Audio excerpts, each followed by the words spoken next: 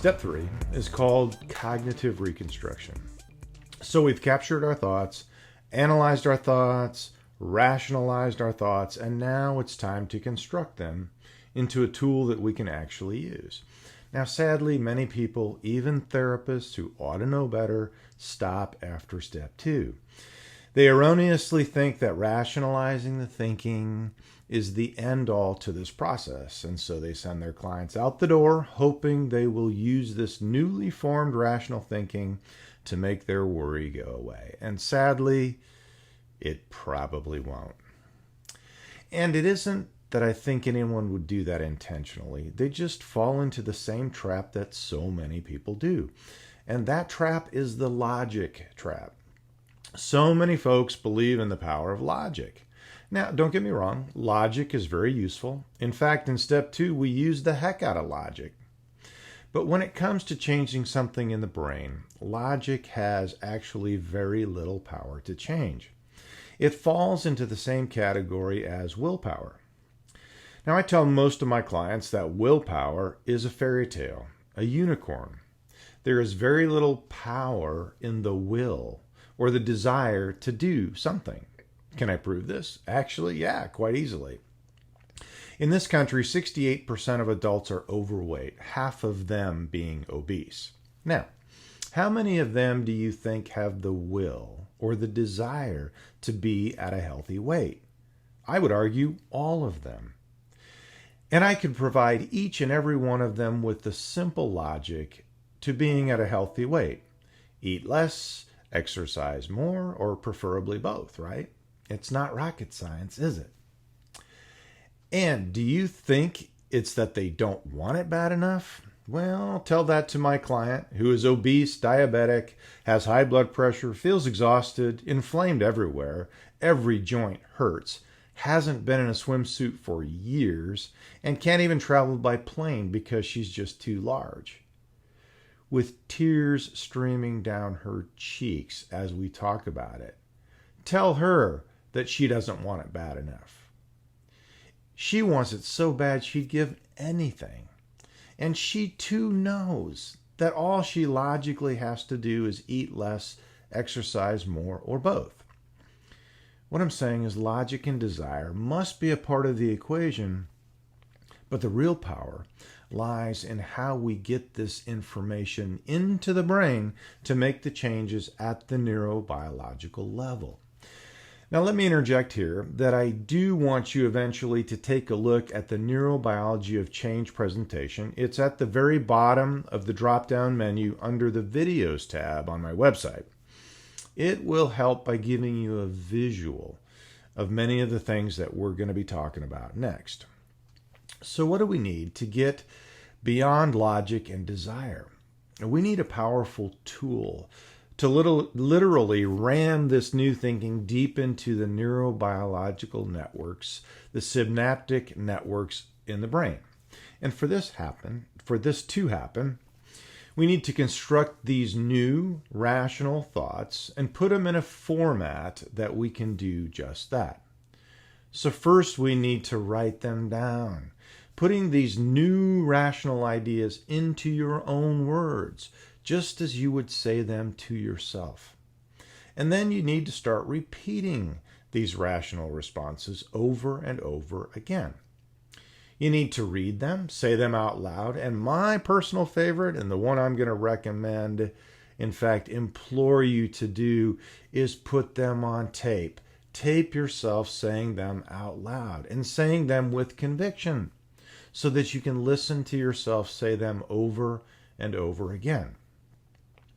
So it's not logic or desire that creates our new neural networks. It is repetition over and over again. Just trying to think these new rational thoughts without the repetition is, hate to say it, relatively useless. We need something far more powerful. The spoken word coming out of your mouth, in your voice, and on tape. Now, of course, you could just repeat these new rational thoughts or rational mantras, as I think of them, over and over again every day, like standing in front of the mirror. But you know what? That's going to get real old real fast. Having them on tape, however, will increase the probability of actually doing it every day. And it increases that exponentially. When you have these rational mantras on your phone and a pair of earbuds in your pocket, you can literally listen to them just about anywhere. During your commute to work, whenever that starts happening again after this pandemic, right? While you're working out, folding clothes, washing the dishes, waiting at the doctor's office, if that's going to become a thing again. Wherever it's efficient, wherever you want to do it, it's efficient and convenient. You don't have to stop and think about what you're about to tell yourself. You just hit play and think along. It's already recorded for you.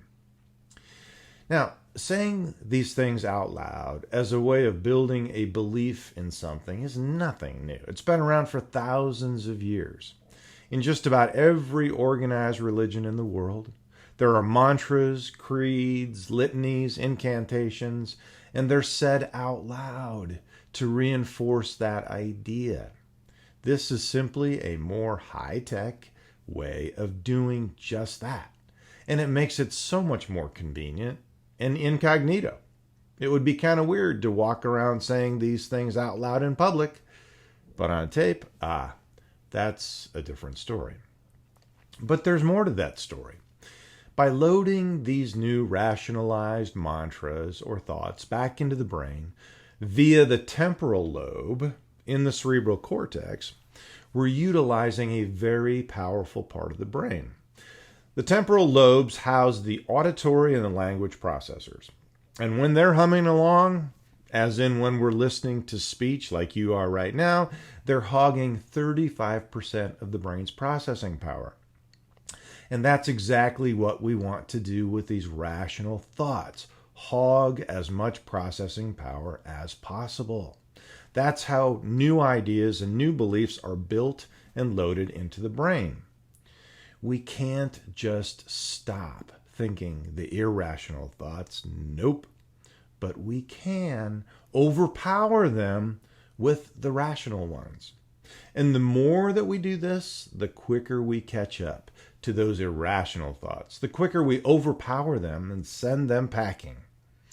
And all you have to do is push play and think along. But there's more. By having these new rational mantras in the sound of our own voice, we leverage yet another important player in the cerebral cortex, and that is the RAS, or reticular activating system. The job of this system is to filter information. Every second of every day, our brain processes 400 billion bits of information.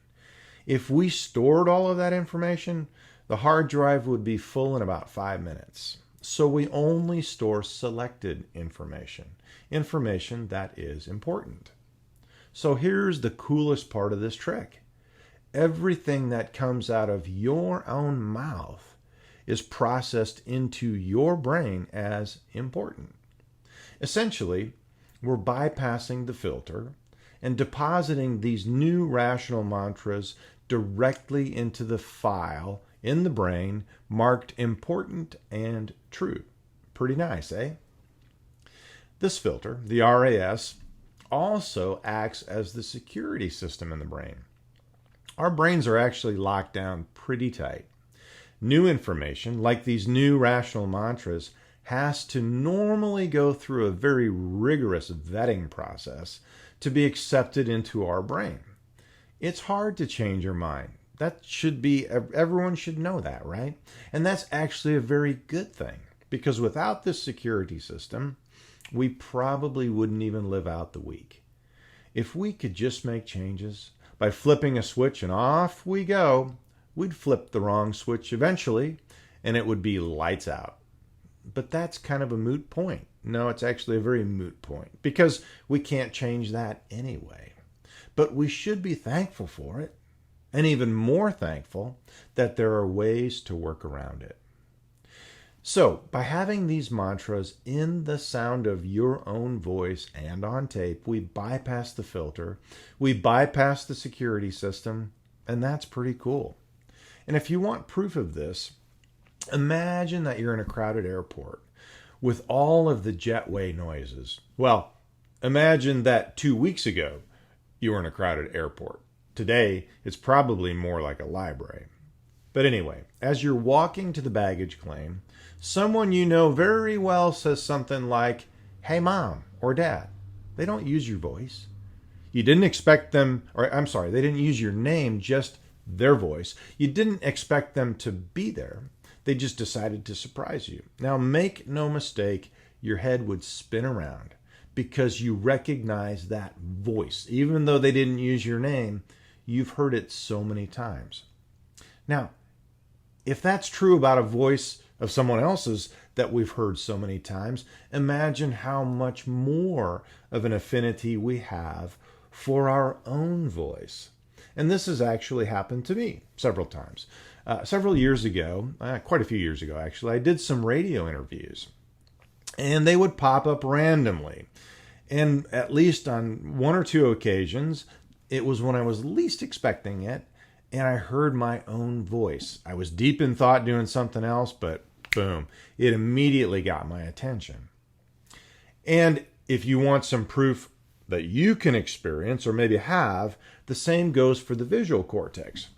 Have you ever seen a picture of a group of people and you're in that group? Of course you have.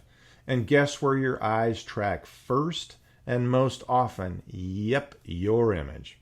Eye tracking software proves this. And it's not because of your ego, it's because of the RAS, the reticular activating system. So, have I made a strong enough case yet for getting your rational mantras on tape and using this most important, powerful tool to get this job done? I certainly hope so. So now on to step 4, practice. Are you with me?